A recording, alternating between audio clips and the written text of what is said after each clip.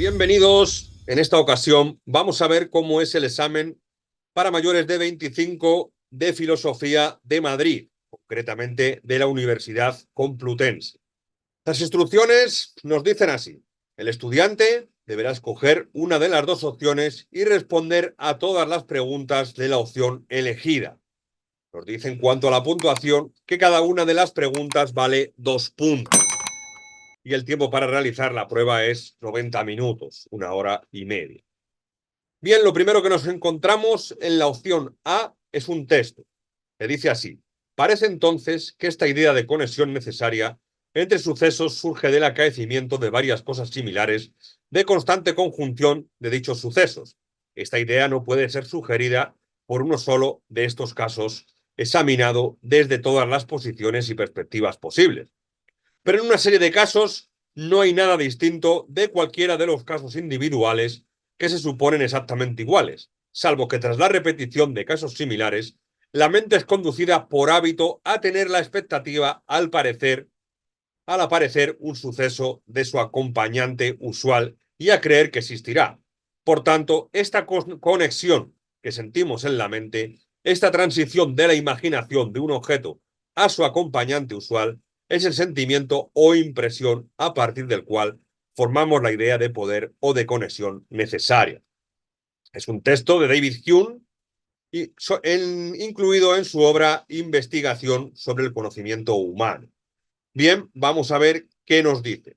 En este texto tenemos suerte de que se nos dice de qué habla en el texto, ¿no? Así a modo de síntesis, y dice: en este texto, Hume reflexiona sobre la idea de conexión necesaria, el núcleo de la relación de causa y efecto. Esta información que nos dan nos viene muy bien para ubicarnos en el pensamiento del autor, porque ya nos dan ahí el concepto del que se trata en el texto, que en este caso es la conexión necesaria, la cual Hume negaba, ¿no? Negaba la relación entre causa y efecto. Y bien, las cuestiones dices: ponga las ideas fundamentales del texto y la relación que existen entre ellas. Bueno, hablaríamos, partiendo de la conexión necesaria, pues lo relacionaríamos con el pensamiento de David Hume, hablando de la negación de la causalidad y de la conexión necesaria, y desarrollando su pensamiento, que como sabemos está dentro de la corriente del empirismo. 2. Exponga el problema de la moral en un autor de la época antigua. Bueno, aquí tenemos libertad para escoger el pensador que queramos, ¿no? De la época antigua, pues podemos desarrollar la moral en Platón o en Aristóteles. Eso sería lo más común.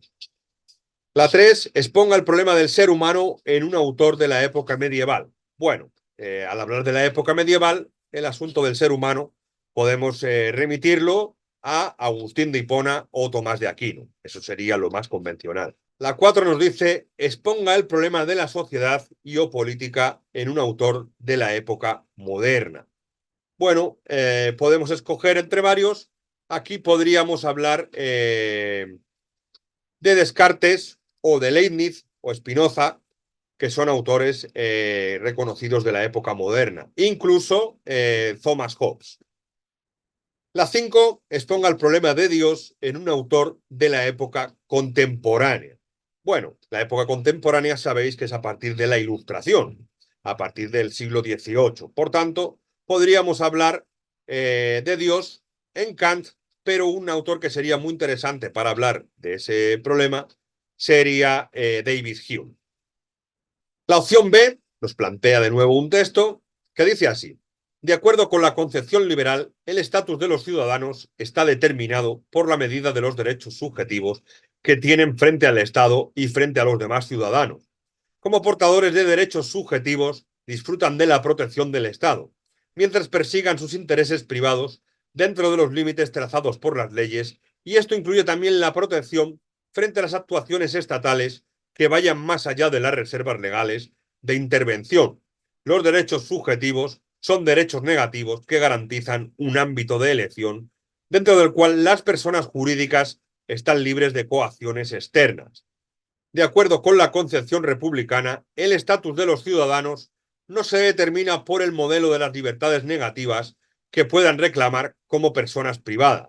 Más bien los derechos cívicos, principalmente los derechos de participación y comunicación, son libertades positivas. No garantizan la libertad de coacción externa, sino la participación en una práctica común, solo a través de cuyo ejercicio los ciudadanos pueden llegar a ser aquello que ellos mismos desean ser, sujetos políticamente responsables de una comunidad de personas libres e iguales.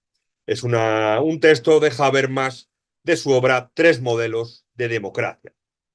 Bien, las cuestiones, lo primero que se nos da, lo cual nos viene muy bien, es una información que dice, en este texto, Habermas contrapone la concepción liberal y la concepción republicana del ciudadano. Ahí ya sabemos desde dónde partir a la hora de responder a la siguiente cuestión, que es la 1, que dice exponga las ideas fundamentales del texto y la relación que existe entre ellas. Bien, aquí podríamos desplegar la visión que tenía Habermas sobre la democracia.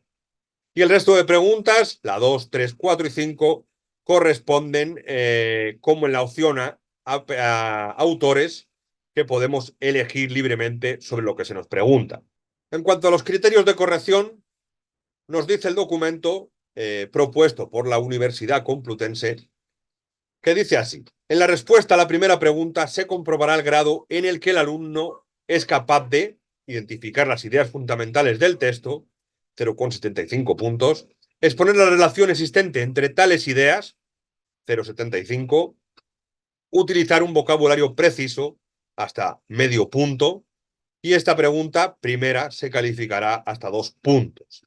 Bueno, el resto de las siguientes preguntas, 3, 4 y 5, 2, 3, 4 y 5, en cada una de las siguientes preguntas se pretende comprobar la capacidad del alumno para exponer el problema filosófico propuesto de un autor que pertenezca a la época indicada, hasta 1,5 puntos, utilizar un vocabulario preciso, hasta medio punto, y calificación hasta 2 puntos. Esos son los criterios de corrección que se tendrán en cuenta a la hora de calificar el examen. ¿Cuánto debería ocuparnos? Lo ideal es que la resolución del examen nos ocupe una hoja por las dos caras. Eso es lo ideal. Si podemos dar un poquito más, siempre es mejor, pero sin excedernos. Bien, pues hasta aquí el examen de mayores de 25 de Madrid, de la Universidad Complutense, de la asignatura de Filosofía. Un placer, nos vemos en el próximo. En Academia M25 creamos futuro.